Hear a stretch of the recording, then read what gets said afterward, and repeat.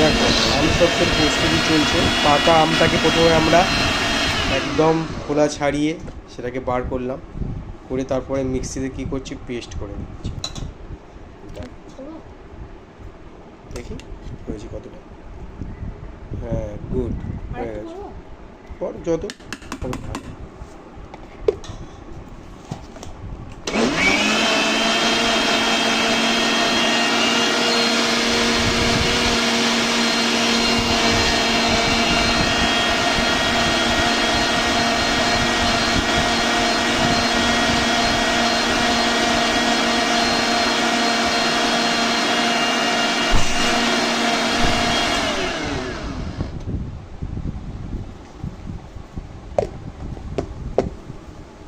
তো পুরোপুরি পেস্ট হয়ে গেছে, পুরো তালের নতের মতো লাগছে। দেখো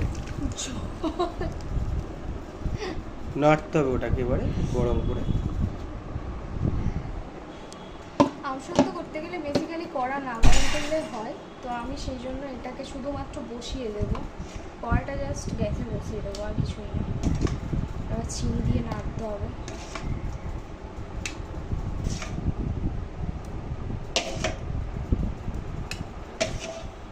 বুঝতেই পারছো এটাতে কতটা আমসত্ত্ব হতে পারে। সারা বছরের আমসত্ত্ব হয়ে যাচ্ছে। আর আমসত্ত্ব খেতে এমনিতে আমার তো খুব ভালো লাগে, আমাদের দুজনেরই খুব ভালো লাগে।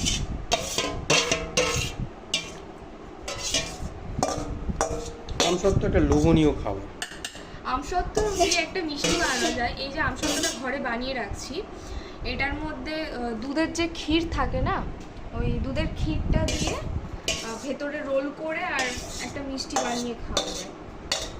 তো সেটাও একদিন বানাবো, তোমাদের সাথে শেয়ার করবো। এর আগে একদিন আইসক্রিম বানিয়েছিলাম, কিন্তু সেটা শেয়ার করা হয়নি। জাস্ট দুধ, চিনি আর আমটাকে এইভাবে পেস্ট করে আর ডিপ ফ্রিজে ঢুকিয়ে দিয়েছিলাম।